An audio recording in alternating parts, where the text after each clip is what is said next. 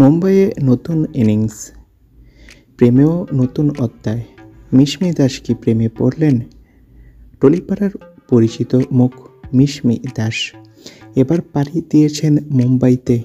জনক নামের হিন্দি ধারাবাহিকে রূপু চরিত্র দিয়ে বলিউডে নতুন ইনিংস শুরু।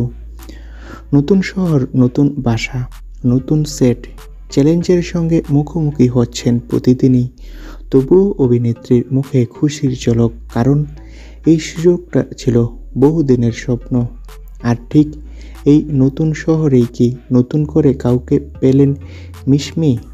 সোশ্যাল মিডিয়ায় সুজন সেনগুপ্ত নামে এক সঙ্গীত শিল্পীর সঙ্গে ছবি শেয়ার করে লিখেছেন, অপরিচিত শহরে তুমি এসে যেন চারপাশের কোলাহল থামিয়ে দিলে। প্রেমিক বলেই যদিও পরিচয় দেননি, তবু অভিনেত্রীর পোস্টে প্রেমের ঘনঘটা স্পষ্ট। তবে কি মুম্বাইয়ে শুধু কাজ নয়, মনের মানুষও খুঁজে পেলেন মিশমি? সময় দেবে সব প্রশ্নের উত্তর, কিন্তু টেলিপাড়ার সূত্র বলছে মুম্বাইতে তার প্রেমিকই এটা। তো বন্ধুরা, এ বিষয়ে তোমাদের মন্তব্য কি? কমেন্ট করে জানাও। ধন্যবাদ।